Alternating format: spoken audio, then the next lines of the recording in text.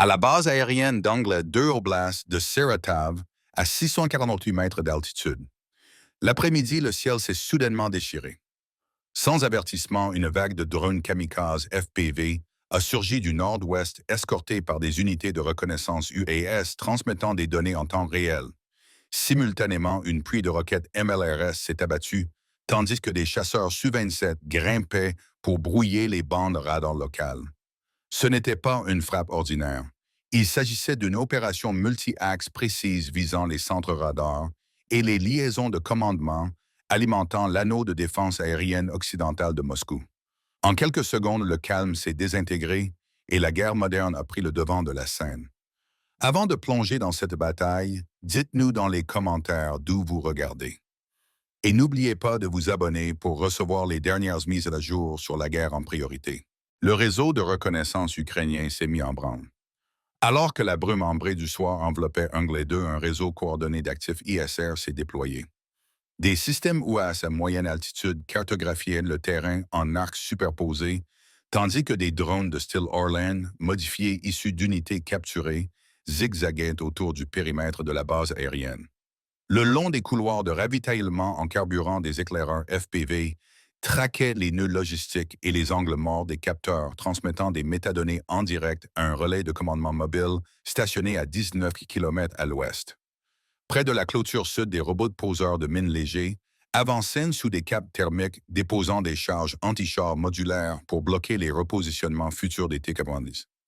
À leur côté, des robots de quadrupèdes de type chien se glissaient à travers les débris, marquant les couloirs de mobilité pour les unités mécanisées à venir.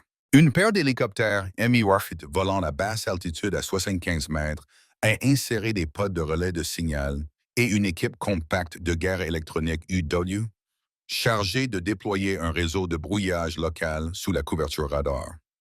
Au sol, des équipes dispersées de manpads ont établi des zones de lancement superposées derrière les lignes d'arbres et les silos à grains créant un bouclier de corridors invisible. L'Ukraine dressait la table, mais la Russie ne restait pas inactive. En quelques minutes, des relais radars de la série One Letter se sont activés en bandes superposées et des brouilleurs Kasuka se sont mis en route pour identifier les retours falsifiés et trianguler les drones intrus. Ce qui a suivi n'était pas une simple escarmouche. C'était un jeu tactique du chat et de la souris, une course entre signal et silence. Les deux camps disposaient désormais d'une visibilité partielle. Chacun construisait sa matrice de frappe en temps réel, mais aucun n'avait une domination totale. La suite dépendrait non pas de qui frappait le plus fort, mais de qui cartographiait le plus intelligemment. La phase de reconnaissance avait permis de cartographier le terrain, mais le véritable travail consistait désormais à manipuler ce terrain électroniquement. Quelques minutes après le dernier éclat ISR, les véhicules de guerre électroniques ukrainiens se sont déplacés vers des positions prédéfinies à l'ouest et au sud-ouest d'Angle 2. Protégés par les plis du terrain et le bruit thermique, ces camions OW ont déployé des réseaux d'antennes à courte portée et ont commencé à émettre des signaux de brouillage superposés visant directement les relais radars avancés de la Russie. Leur objectif était chirurgical, non pas un blackout total, mais une cécité ciblée créant des lacunes sélectives dans la détection et la couverture de contrôle de tir. Dans les airs, une vague de drones brouilleurs à basse fréquence a rejoint l'assaut volant selon des schémas erratiques entre 90 et 210 mètres. Ils imitaient le trafic US civil, mais injectaient de faux écho-radars, des formations fantômes, des traces de mouvement leurre et des retours de transpondeurs manipulés. Certains diffusaient même des signaux IFF falsifiés, imitant des avions russes amicaux, pour semer la confusion dans les systèmes de contrôle de tir S-300 et détourner l'attention des véritables menaces entrantes. La réponse russe fut rapide.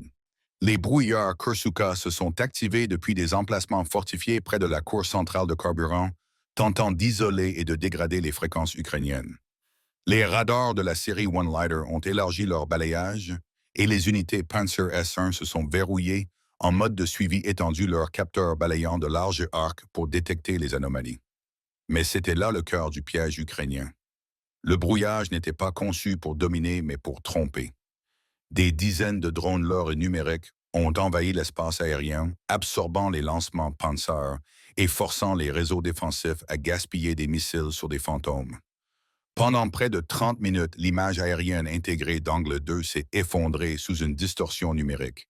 Les relais de communication ont accusé du retard. Les tracés radars ont saigné d'incertitude. Une batterie S-300 a même tiré par erreur sur un Su-35 russe de retour brièvement verrouillé dans une boucle IFF falsifiée avant d'être corrigée manuellement. Au milieu de ce chaos, une deuxième vague de robots poseurs de mines s'est glissée dans les espaces exposés autour du dépôt de véhicules semant un anneau de charge magnétique sous l'ombre radar.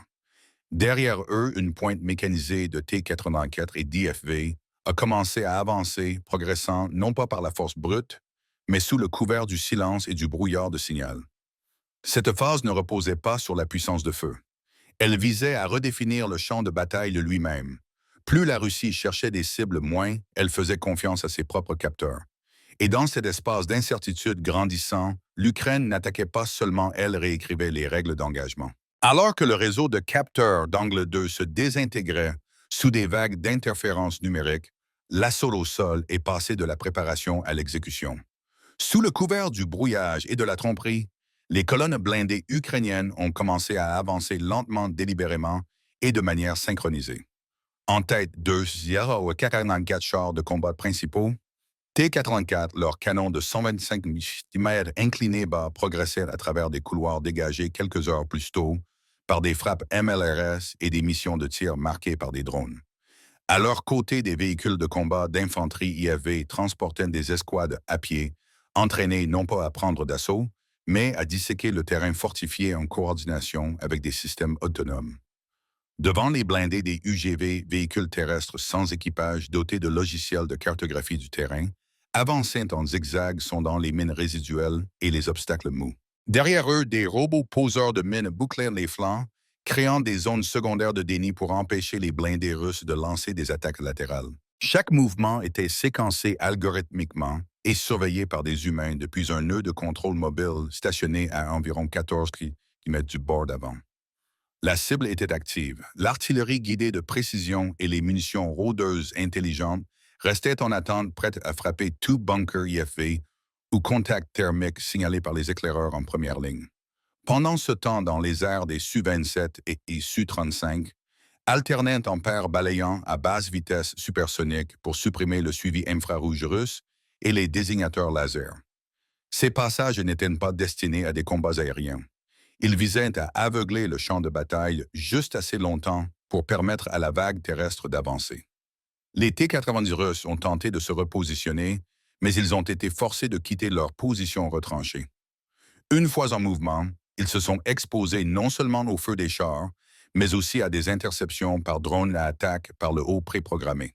Plusieurs ont été neutralisés en plein virage, pris entre des points de blocage minés et des zones de tir superposées. Les escouades d'infanterie ont atteint les premiers bunkers fortifiés à la tombée de la nuit, utilisant des robots-chiens équipés de lentilles thermiques pour repérer les points de brèche. Dans un cas, une équipe au sol a utilisé un UGV pour livrer une charge dans une conduite d'aération, détruisant un relais de communication interne avant même de s'approcher de la structure. Ce n'était pas un blitz, c'était une pression orchestrée, une intégration homme-machine sous forme de combat. Les robots prenaient les risques, les soldats faisaient les éliminations. Et chaque bunker fissuré n'était pas seulement une victoire en termes de puissance de feu. C'était un message l'air de la force brute et dépassé par la coordination. La brèche était réelle et la Russie le savait. Alors que les unités ukrainiennes resserraient leur emprise près du périmètre sud d'Angle 2, la contre-attaque a commencé.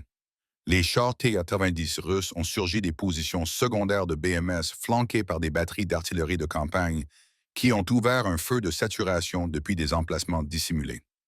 Au-dessus des bombardiers stratégiques Tu-95 ont entamé des boucles de reconnaissance à longue portée à plus de 950 mètres, leurs silhouettes tournant comme des vautours au ralenti.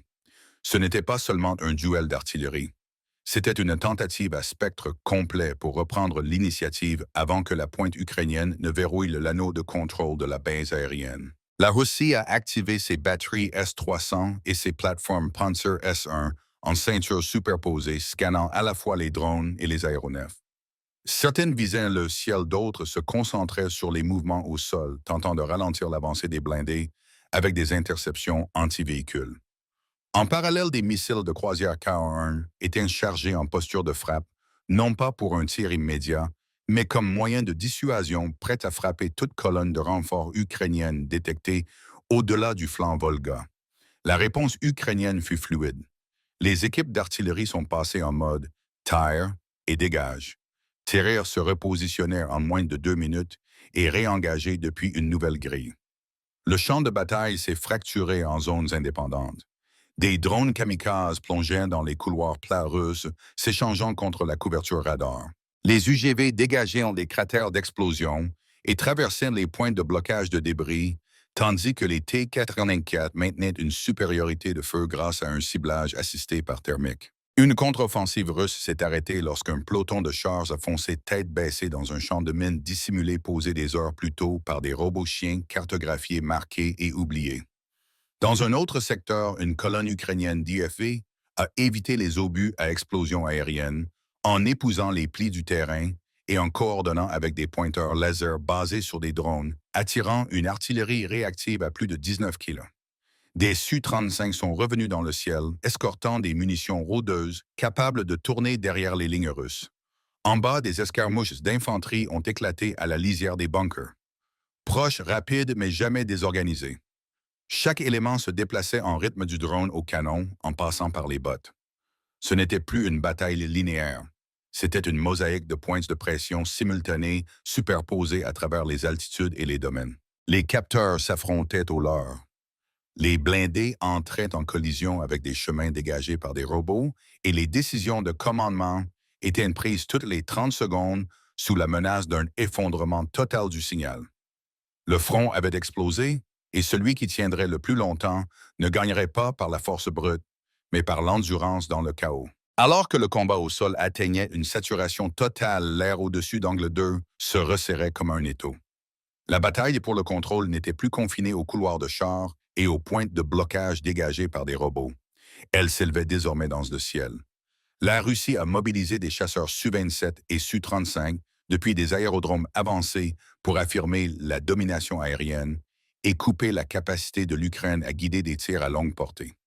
Volant bas en paire de combat, ces jets se frayaient un chemin à travers le brouillard de brouillage, lançant des sondes RR et scannant pour des indices de verrouillage de missiles. L'Ukraine, anticipant l'escalade, avait déjà positionné des Su-27 désignés CD, chargés de munitions anti-radiation et opérant sous un parapluie rotatif de sortie EW. Leur mission supprimait les sites radars russes alimentant les grilles S-300 et Panzer et ouvrir de nouvelles fenêtres pour les entrées de drones et de missiles. À 500 mètres, les aéronefs ukrainiens ont entamé une série de balayages push-pull à grande vitesse lançant des pas de l'or, tandis que des modules de guerre électronique sur les flancs perturbaient les fréquences d'acquisition de cibles. Simultanément, des signatures de menaces profondes sont apparues des deux côtés. Des missiles de croisière K-101 russes, longs et lancés et presque invisibles à basse altitude, sont passés en état d'alerte lancés depuis des Tu-95, orbitant loin derrière la ligne. Leur cible potentielle n'étaient pas les forces de première ligne, mais les colonnes logistiques ukrainiennes et les relais EW mobiles. Le message était clair: reculez ou nous escaladons.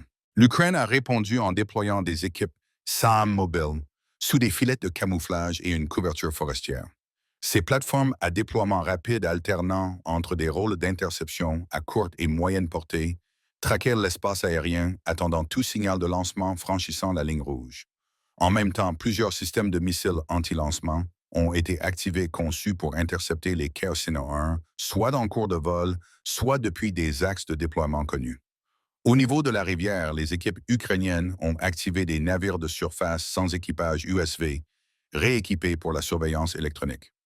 Opérant dans un système de canaux à 10 km au sud-est de la base, Saodan, ces drones compacts scannaient les bandes de télémesure et relayaient des données de contrôle aérien cryptées vers un ballon ISR à haute altitude dérivant au-dessus de la zone opérationnelle. L'ensemble du tableau, air, mer et sol, était fusionné en un maillage tactique en temps réel.